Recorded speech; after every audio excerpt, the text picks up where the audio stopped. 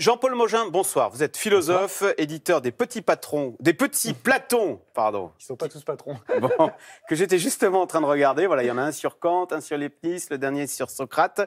Donc, on vous a invité parce que c'est parti pour le bac, avec ce matin, évidemment, la philo. Alors, j'ai regardé quelques sujets qui sont tombés aujourd'hui. Peut-on être insensible à l'art? Peut-on renoncer à la vérité? Toute vérité est-elle définitive? Vous diriez, alors vous n'avez pas 4 heures, mais vous diriez quoi, par exemple, toute vérité est-elle définitive, là, comme sujet? Qu'est-ce que vous, si ce matin, il y a des élèves qui nous regardent et qui ont eu ça comme sujet? Magnifique sujet, parce qu'en fait, il en va de la philosophie elle-même, puisque la philosophie se définit d'être un rapport à la vérité. Si la philosophie est un amour de la sagesse ou une sagesse de l'amour, le geste du philosophe, pour pouvoir dévoiler son épouse, dévoiler la sagesse, c'est de lever le voile, aletheia, qui est le nom que les Grecs donnent à la vérité. Donc ça veut dire que si la vérité n'est pas atteignable, si aucune vérité n'est définitive, alors peut-être que la philosophie ne peut connaître aucun progrès, peut-être qu'il n'y a pas de philosophie possible. Et si je devais traiter ce sujet, je partirais du fait que pour les philosophes, il y a de la vérité, puisque nous sommes à la recherche de la vérité.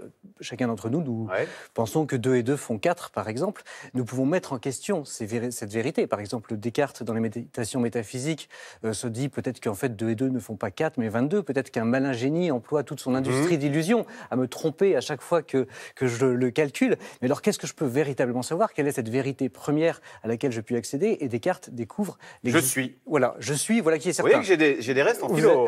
Vous avez des belles lettres. Et effectivement, il accède à cette première vérité, même si tout ce que je pense ne sont que des carabistouilles et des fadaises, il ne se peut pas que, moi qui pense à tout cela, je ne sois rien. Donc, je suis est une sorte de première vérité et une vérité définitive.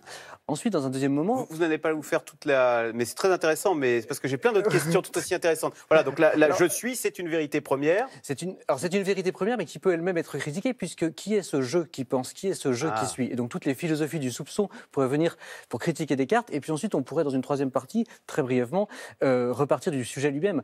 Le sujet demande toute vérité est-il définitive? Ça suppose qu'il y ait plusieurs types de vérité. Est-ce que par exemple la vérité objet d'une démonstration mathématique est la même vérité que la vérité d'une rencontre amoureuse? Est-ce qu'il y a une vérité dans l'art? Est-ce qu'un certain nombre de polémiques philosophiques ne procèdent pas d'une confusion entre ces registres de vérité? Par exemple, est-ce que la question de l'existence de Dieu n'est pas une question de vérité d'existence plutôt qu'une vérité démontrable mathématiquement?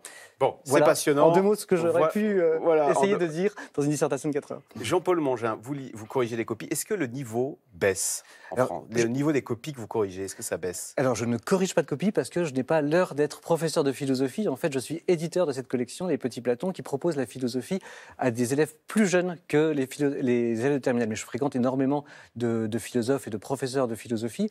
Et je crois que c'est un constat assez général que le niveau des copies d'aujourd'hui n'est pas celui que nous avions et des copies de nos parents, du simple point de vue de la maîtrise de la langue.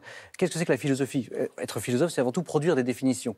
Quand vous ne maîtrisez pas les éléments de la syntaxe, vous ne pouvez pas produire des définitions. Oui. Donc, au niveau de la on ne sait même plus écrire. C'est ce que vous êtes en train de me dire. Aujourd'hui, on ne sait pas poser un sujet.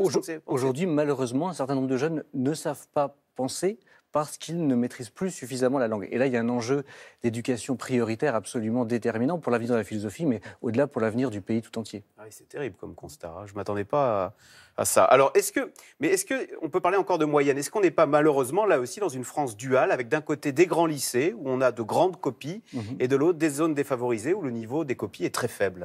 Il y a un certain nombre d'enquêtes internationales qui montrent que la France est effectivement un des pays les plus inégalitaires au niveau de son système éducatif. C'est-à-dire que c'est un des pays où le système éducatif est le moins apte à corriger des inégalités socio-culturelles.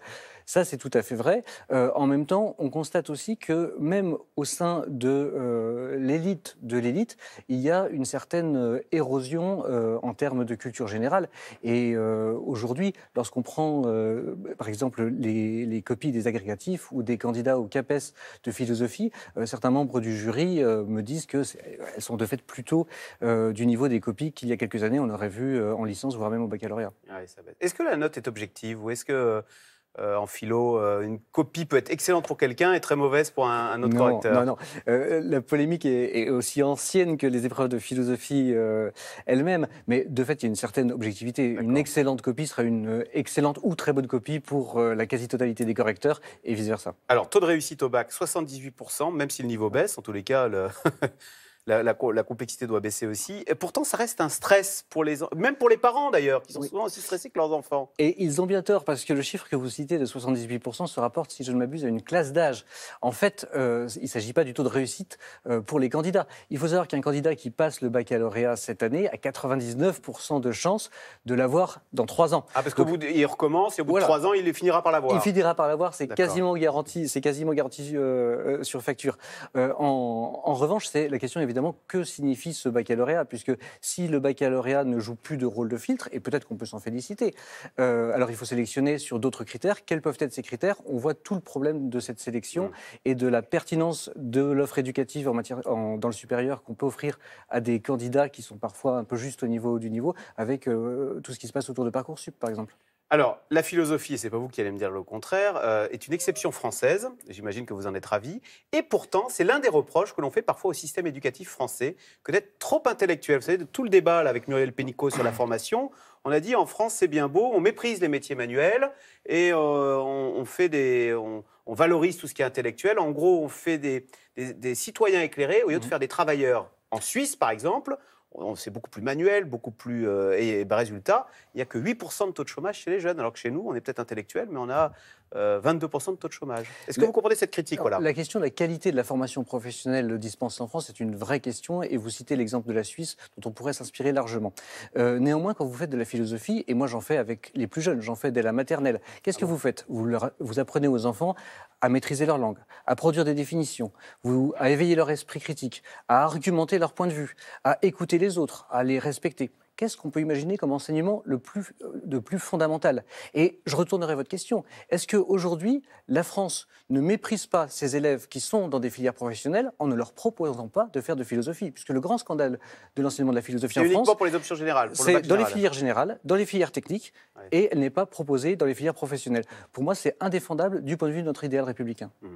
On sait qu'on manque de profs. Est-ce que c'est le cas également pour les professeurs de philosophie? Je dis ça parce que comme vous enseignez en terminale, on se dit qu'en terminale, vous avez des élèves plus matures, donc ça reste plus valorisant, plus intéressant. Alors, moi-même, je n'ai pas passé les concours parce que la carrière de professeur m'est apparue, peut-être par atavisme familial, insuffisamment attractive à un moment. Je pense que je réviserai... Vos parents étaient professeurs? Oui, je suis fils et petit-fils de professeurs. Donc et vous ont raconté les misères j'ai vu d'un point de vue dynastique le vaisseau sombrer. À ce point-là? Le vaisseau sombrait. Mais je le vois aujourd'hui reprendre les flots. Il y a beaucoup de signes d'espérance. Et aujourd'hui, je considère qu'il n'y a pas de plus belle mission que d'enseigner et que de transmettre la philosophie ou la discipline qui est la sienne. La philosophie, si vous voulez, est un cas un peu à part par rapport à la question que vous posez en termes d'attractivité du métier. C'est-à-dire que comme l'enseignement est réservé en classe terminale, il y a toujours eu très peu de postes au concours. Je crois qu'on doit être entre 30 et 50 postes entre le CAPES et l'agrégation de philosophie. Donc la philosophie a été préservée